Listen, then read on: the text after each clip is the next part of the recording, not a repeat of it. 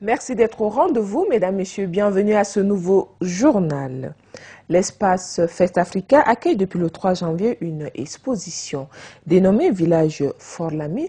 L'exposition est une reconstitution en miniature de la ville de N'Djamena des années 60 et 70.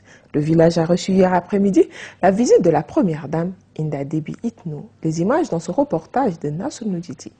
La quasi-totalité des Lamy-Fortins se sont mobilisés ce jeudi 13 janvier à l'espace Fest Africa, lieu de l'exposition Village de Lamy-Fortins, pour réserver un accueil des plus chaleureux à leurs filles et sœurs, la première dame Hinda Déby Itno. C'est la vie à Fort-Lamy, baptisée N'Djamena en 1973, qui est exposée dans les moindres détails au sein du village. Des véhicules, mobylettes, ustensiles de cuisine, lits, habits, perles et bijoux de l'époque Lamy-Fortaine y sont exposés. C'est Fort-Lamy en miniature que vous avez devant vous, dira un des organisateurs à la première dame Hinda Déby Itno. Chacun s'y retrouvera, lance un autre.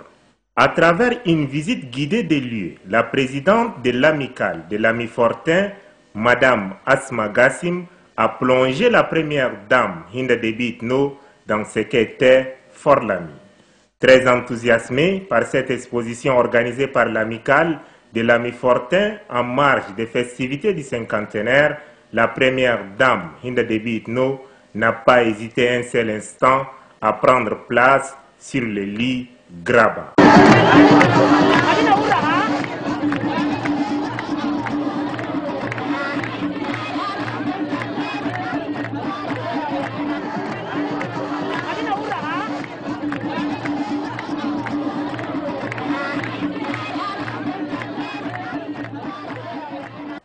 Elle a ensuite émis le vœu de voir cette exposition se pérenniser.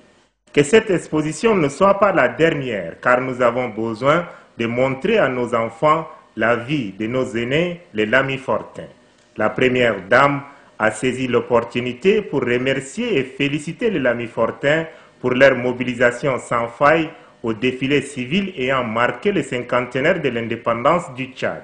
Tout visiteur qui fera un tour au village de Lamy-Fortin sera ému de savoir qu'à l'époque, nos parents vivaient d'une manière sobre.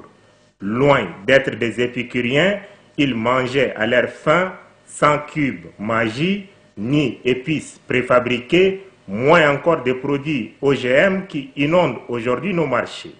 Bref, la vie à Fort-Lamy était belle et les Lamy-Fortins ont tenu à la montrer en grandeur nature à leurs filles et sœurs Hinda Déby Itno.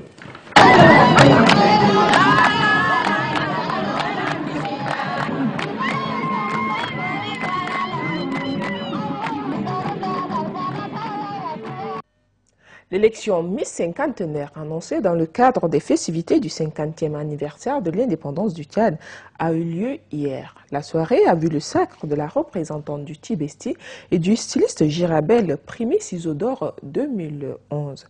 La première dame Hinda Déby Itno, marraine de l'événement, et le chef du gouvernement ont rehaussé de leur présence la soirée. Saint-Tige Montal. La médias public a répondu à l'invitation du ministère de la Culture.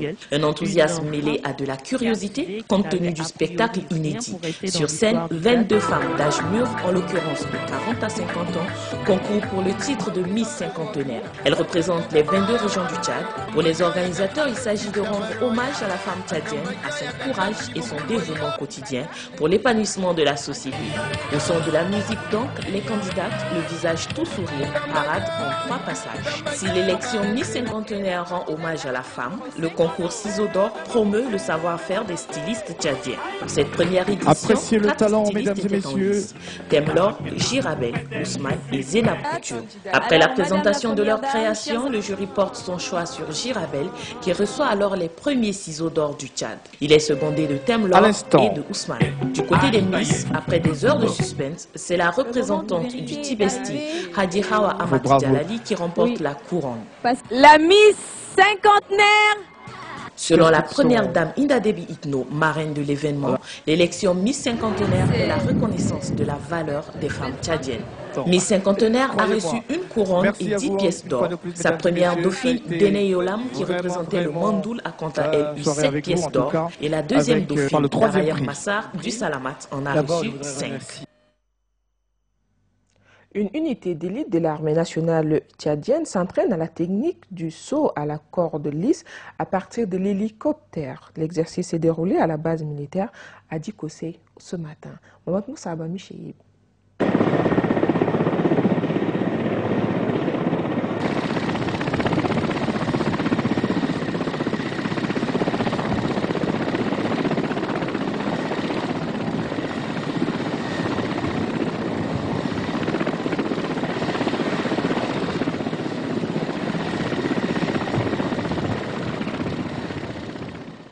Dans le cadre du défilé militaire destiné à célébrer le cinquantenaire de l'indépendance du Tchad, des membres d'une unité d'élite de l'armée nationale tchadienne se sont entraînés à la descente en corde lisse à partir d'hélicoptères.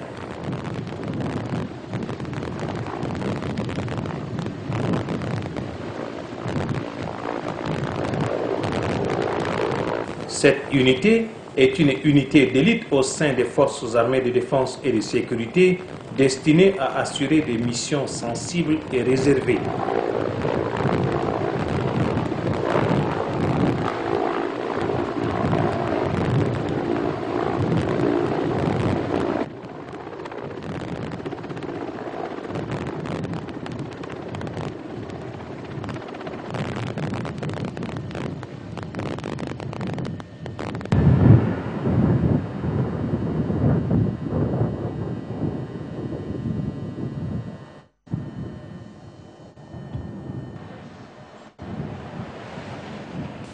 Cette unité est en mesure de conduire des missions spécifiques nécessitant un haut degré de formation technique, tactique et opérationnelle.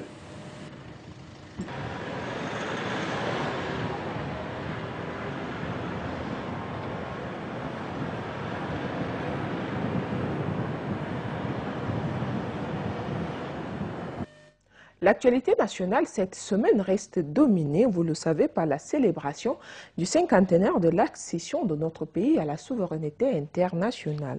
La fête préparée avec beaucoup d'enthousiasme a été célébrée avec faste et joie. Les Tchadiens ont transcendé leurs différences pour communier, célébrer la renaissance de la nation tchadienne. Commandant Lazare. Unis, les Tchadiens peuvent réaliser de grandes œuvres. Ils peuvent soulever des montagnes. La commémoration du cinquantenaire de l'accession du pays à la souveraineté internationale en est la parfaite illustration. Qu'ils soient du nord, du sud, de l'est ou de l'ouest, qu'ils soient musulmans, chrétiens ou animistes, qu'ils appartiennent à des partis politiques de la majorité présidentielle ou de l'opposition démocratique, les Tchadiens ont transcendé leurs divergences. Ils ont dit non aux démons de la division, aux oiseaux de mauvais augure, pour donner à ce mémorable, historique et inédit événement qu'est la commémoration du cinquantenaire de l'indépendance toute sa plénitude. Regardant dans la même direction, mus par le même objectif, les Tchadiens de toutes les couches sociales ont apporté leur contribution, modeste soit-elle, à la réussite du cinquantenaire. Plus qu'une simple réussite, ce fut un triomphe. Les prestations des différents acteurs furent sublimes. À la place de la nation, ce 11 janvier, l'armée nationale tchadienne a entièrement répondu aux attentes des citoyens. Discipline, rigueur, témérité, dynamisme, ces valeurs militaires ont prévalu. Elles ont été admirablement traduites en actes grâce à une organisation hors pair à la grande satisfaction de tous. Le brassage, la fraternité, la joie d'appartenir à une même nation, ces valeurs, elles, ont été mises en exergue lors du défilé civil qui, pour les pessimistes, allait accoucher d'une souris. Bien au contraire, il a été à la hauteur des espérances. Le Tchad sans clivage, dont rêve tout honnête citoyen, s'est exprimé, et c'est ce Tchad pacifique, réconcilié avec lui-même, travailleur et hospitalier, qui a accueilli les 14 chefs d'État et leaders du continent et de nombreuses sommités de la politique venues de plusieurs pays. Le Tchad de la Renaissance, tel que voulu par le chef de l'État Idriss Déby Itno, est en marche.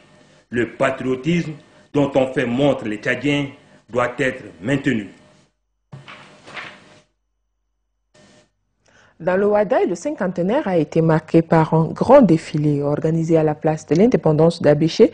Ce défilé a vu la participation des populations venues des départements, des sous-préfectures et des cantons de la région. Une déclaration du gouverneur axée sur la cherté de la vie a précédé ce défilé. Siga David. 50 ans après son accession à la souveraineté internationale, le Tchad amorce son décollage économique. Toutes les régions du pays sont appelées à apporter leur contribution. La région du Ouadaï en pleine croissance est, à plus d'un titre, concernée par cette ère de la Renaissance. Pour montrer leur parfaite adhésion à cette option, les habitants de la région du Ouadaï se sont massivement mobilisés pour donner un cachet particulier à la commémoration du cinquantenaire de l'accession de leur pays à la souveraineté internationale.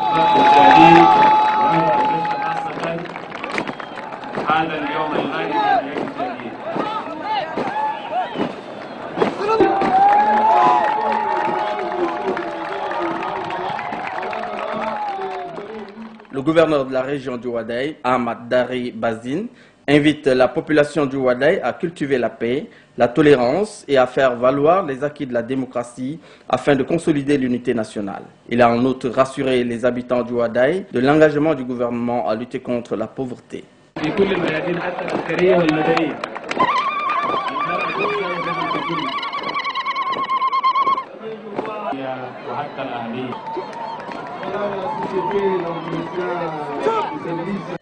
La célébration du cinquantenaire dans le Guéra a eu pour cadre la place publique de Mongo. C'est le gouverneur du Guéra qui a présidé cette cérémonie, une cérémonie à laquelle on prépare massivement les autorités administratives, civiles et la population du Guéra. Grangatiam Irima. Mongo, chef-lieu de la région du Guéra, a vibré au rythme des festivités marquant l'accession du Tchad à la souveraineté internationale. Plus de 30 000 Mongolais, auxquels se sont joints d'autres habitants de la région du Guéra, ont montré ce grand jour qu'ils vivent en parfaite symbiose. Transcendant leurs différences, ils ont manifesté leur ardent désir de travailler la main dans la main pour mettre en valeur les énormes potentialités agricoles dont dispose leur région. Une région idéalement placée au cœur du pays.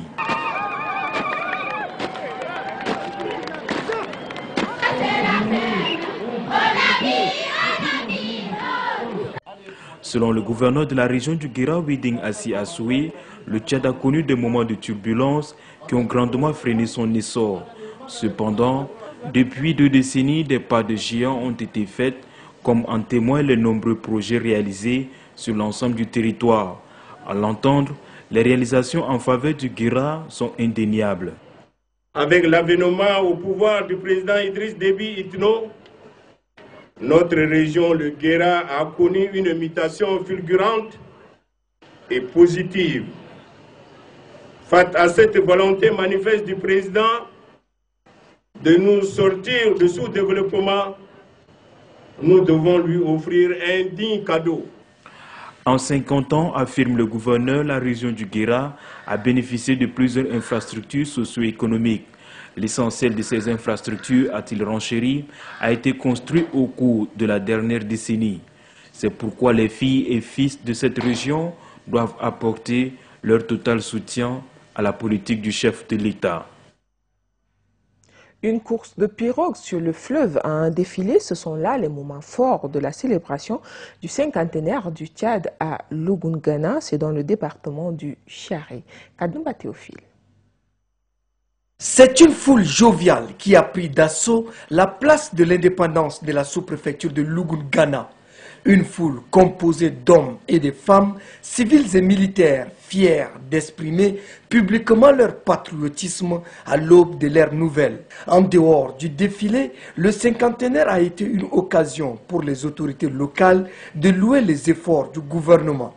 Le sous-préfet de Lugungana a salué la volonté du chef de l'État, Idriss Déby Itno, de faire du Tchad un havre de paix où il fait beau vivre.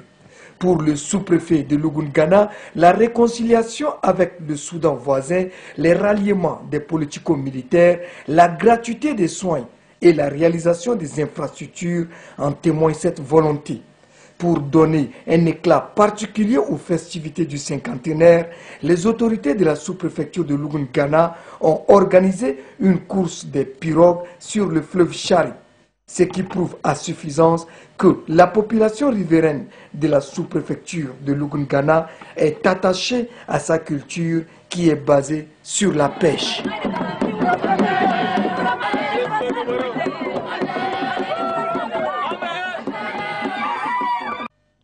Comme dans les autres villes du Tchad, Dourbali a vibré ce 11 janvier au rythme du cinquantenaire. Toute la population de la région du Bas-Guermi s'est donné rendez-vous à la place publique de Dourbali pour cette grande célébration. Apolline Gagné.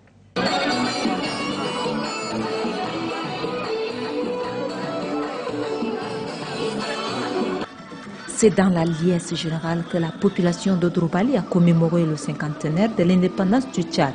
Une commémoration marquée sous le signe de l'espoir.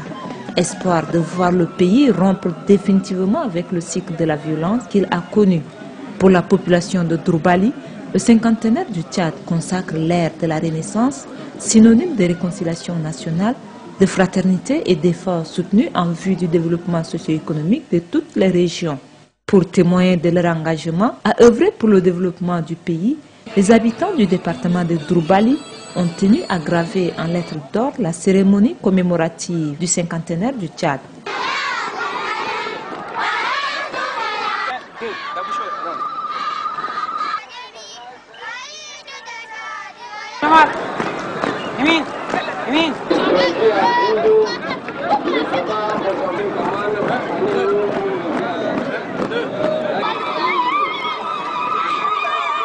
Pour le premier administrateur de la ville de Dourbali, le moment est surtout venu de tourner la page sobre de l'histoire du pays. Aussi invite-t-il la population de cette circonscription électorale, remarquable par ses riches chants de gomme arabique, à soutenir sans réserve la politique du chef de l'État. Direction le Mayo-Kébi Est à présent. Dans cette région, c'est la ville de Bongor qui a été choisie pour accueillir la fête du cinquantenaire. Une fête célébrée avec joie et ferveur par les différentes couches socio-professionnelles du département d'Oba Robert. La population de Bongor, chef-lieu de la région du Mayo-Kébi Est, a défié le froid pour célébrer dans l'allégresse et la fraternité les 50 ans d'indépendance du Tchad. Passage des troupes en revue et défilés civils ont constitué les temps forts de cet événement mémorable.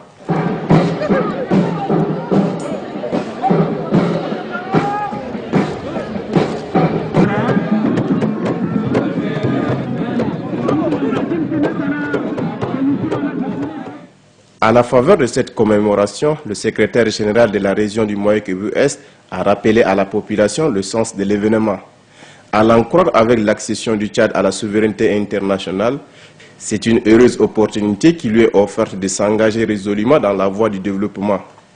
Aussi, pour permettre au pays de connaître son plein essor, la population du Mayo-Kébi Est est appelée à cultiver l'amour, le pardon et la tolérance.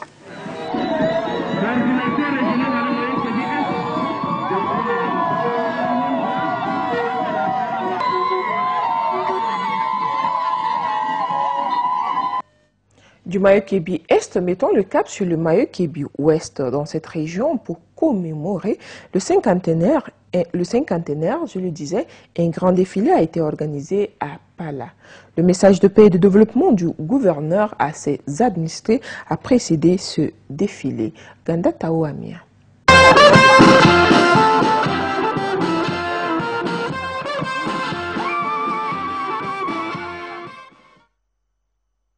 C'est à l'unisson que le peuple tchadien a célébré le cinquantenaire de l'indépendance de son pays.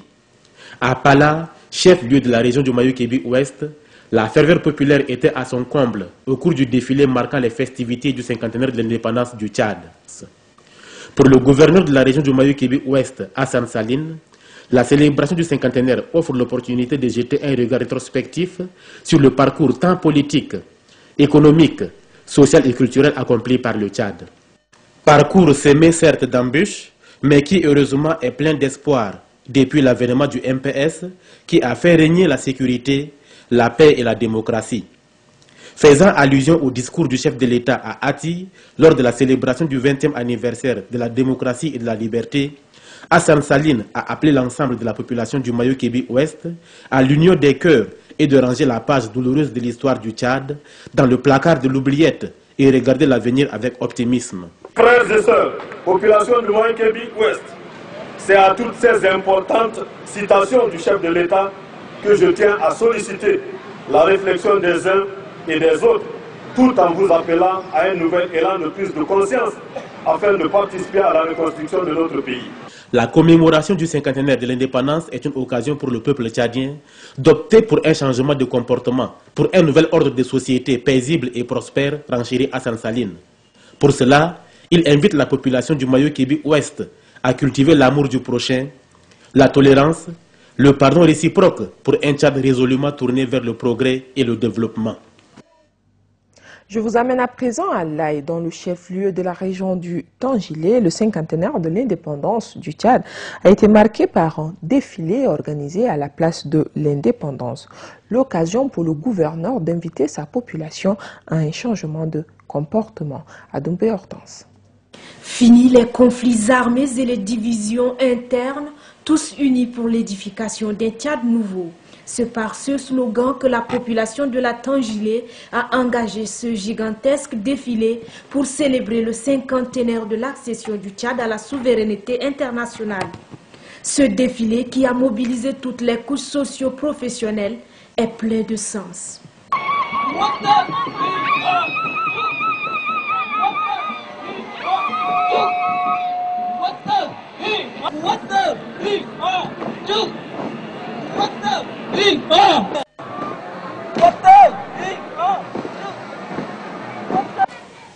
Au-delà de l'aspect festif de cet événement mémorable, le gouverneur de la région de la Tangilé, Jules Mbaïgoto, convie sa population à un examen de conscience.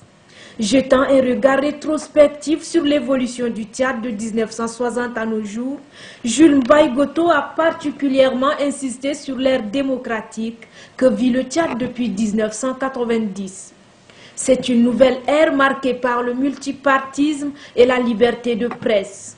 Les grands chantiers engagés à travers le pays n'ont pas été perdus de vue. Pour Jules Mbaïgoto, l'heure est à la solidarité en vue de tenir haut le flambeau de la Renaissance prôné par le chef de l'État. C'est un message bien reçu par la population de la Tangilé qui a exprimé sa joie.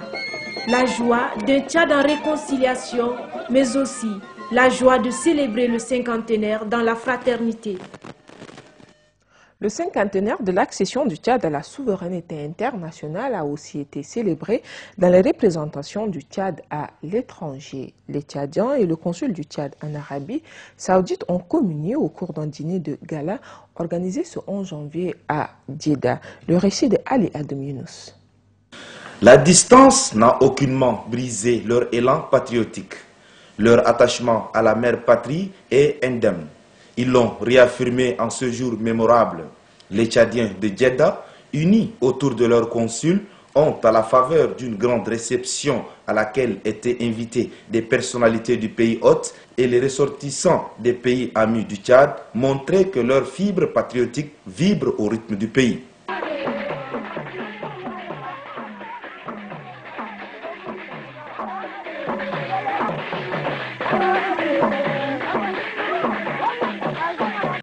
Moment de joie et de souvenir, la commémoration du cinquantenaire de l'accession du Tchad à la souveraineté internationale à Djeddah a été ponctuée par des récitals forts évocateurs articulés autour de la devise du pays. L'unité est la première condition à réaliser pour faire un pays moderne et riche, en rendant possible son évolution. Le travail, rien ne s'obtient sans travail. Nous devons sans cesse chercher à faire mieux. Le progrès sera le fruit de notre travail en commun.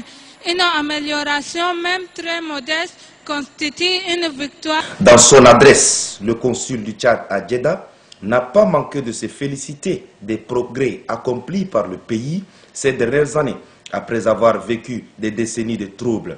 Il a vanté les relations exemplaires qui lient le Tchad à l'Arabie saoudite. Dans le reste de l'actualité nationale, un protocole d'accord de partenariat a été paraphé hier soir à l'hôtel Santana par les responsables de l'Union des journalistes tchadiens et leurs confrères de l'Union des journalistes soudanais. L'accord prévoit entre autres les échanges d'expériences et de formation entre les deux unions. Les précisions de Doba Robert. L'Union des journalistes tchadiens et l'Union des journalistes soudanais renforcent davantage leurs liens. Un protocole d'accord est signé entre les deux unions. Le dit accord prévoit la formation et l'échange d'expériences entre les deux parties.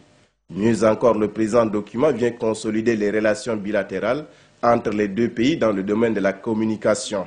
Les deux unions se sont accordées pour collaborer avec les autres unions dans les autres pays, tels que l'Égypte et la Libye, en vue de créer un cadre plus large de concertation. Les deux parties s'engagent à respecter les clauses du dit accord. Après la signature du protocole d'accord de partenariat entre l'Union des journalistes soudanais et l'Union des journalistes tchadiens, les deux parties ont été honorées par les plus hautes autorités du ministère de la Communication.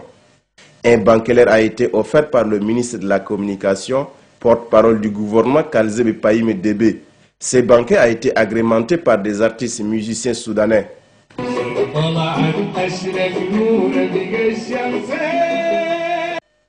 L'Association des victimes des crimes et répression du régime de Hissène Habré, AVCRHH, tient depuis ce matin au CEFO de son assemblée générale.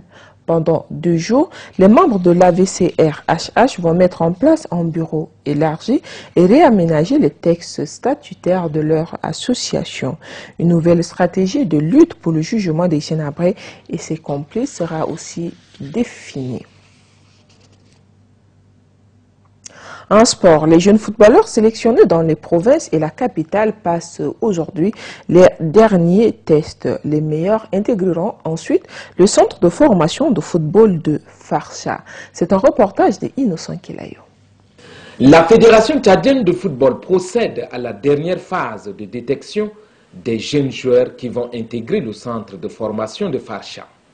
Ce sont les 46 jeunes footballeurs venus des provinces qui sont les premiers à se présenter devant les 11 détecteurs. Là, on n'est que dans une phase de détection, donc c'est tout à fait normal que c'est des gens qui connaissent aussi le terrain qui puissent travailler. Après, forcément, si on arrive à dégager un groupe qui doit intégrer le centre, bon, on verra beaucoup plus tard avec la fédération ou le militaire si on doit faire appel à un expatrié. Pour être retenus, les jeunes joueurs doivent passer avec brio les différents exercices. Il s'agit de la vitesse, de la coordination dans le jeu, du jonglage, de la conduite, de la passe et de la réception du ballon. Des exercices difficiles, mais qui semblent être maîtrisés par certains footballeurs. Ça commence, c'est vrai que bon, ils ont peut-être pas l'habitude de faire des tests, donc je vois qu'ils sont un peu stressés, ils sont un peu angoissés, donc bon, on est dans une phase de tests, c'est des choses qu'ils n'ont pas l'habitude de faire. Les 11 techniciens nationaux qui s'occupent de la détection des jeunes footballeurs venus des provinces ont une journée entière pour accomplir ce travail. Les joueurs de N'Djamena passeront leur test final ce 15 janvier 2011.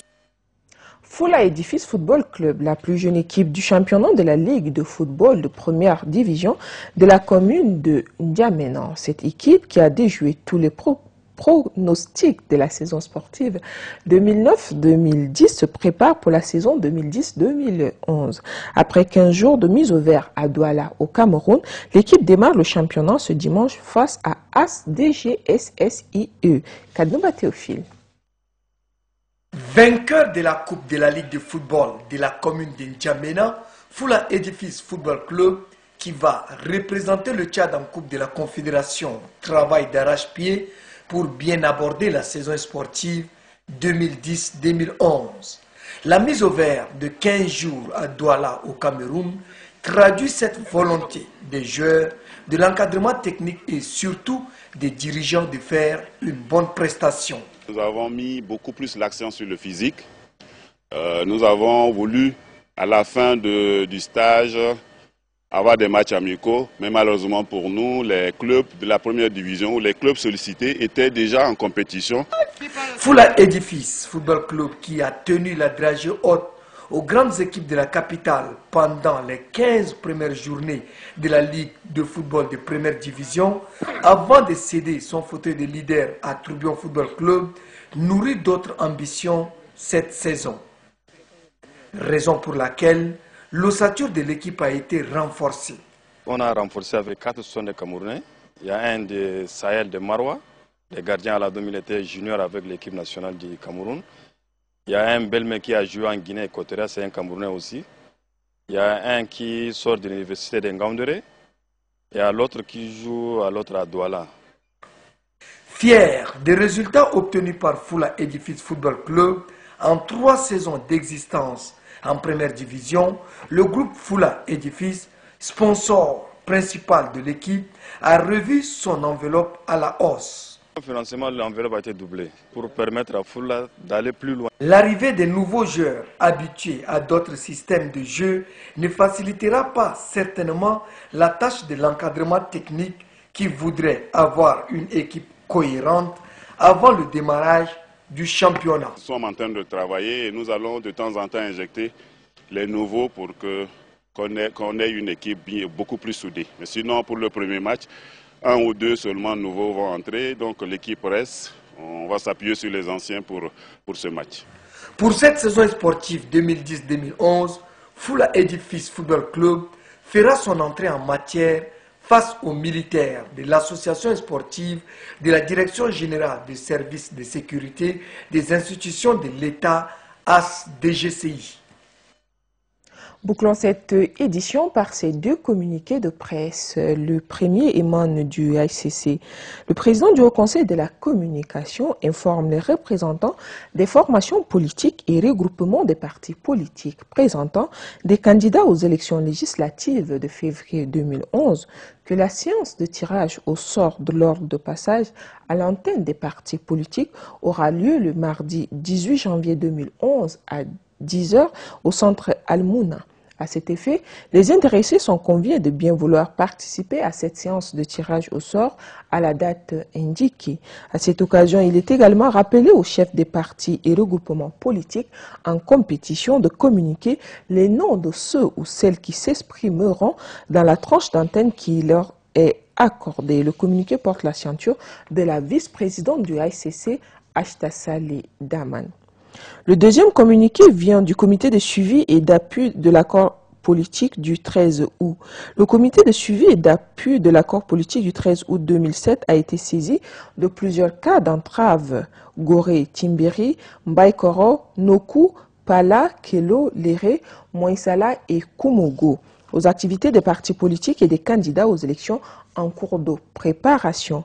Le processus engagé avec l'accord politique du 13 août 2007 est fondamental parce qu'il ouvre la voie au renforcement de la démocratisation, à l'amélioration de la gouvernance et à la stabilité des institutions de l'État. Il est important donc que tous les partis politiques observent rigoureusement les clauses et dispositions de l'accord politique du 13 août 2007 et du Code de bonne conduite du 5 janvier 2011 auxquels ils ont souscrit.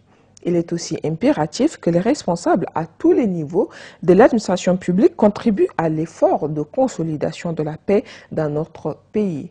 Il est donc inadmissible que les chefs des circonscriptions administratives, gouverneurs, préfets, sous-préfets et leurs collaborateurs, sultans, chefs de canton et de village, perturbent les activités des partis politiques et la sérénité des compétitions démocratiques. Les pouvoirs publics ainsi que la CENI doivent prendre des dispositions pratiques afin d'assurer la paix sociale et la crédibilité des élections que les partis politiques veulent libres, transparentes et démocratiques pour des résultats incontestables. Le communiqué porte la signature de Ali Gabriel Golor. Voilà, c'est ici que se referme votre journal. Merci de l'avoir suivi. Excellente suite de programme sur Téléthiat.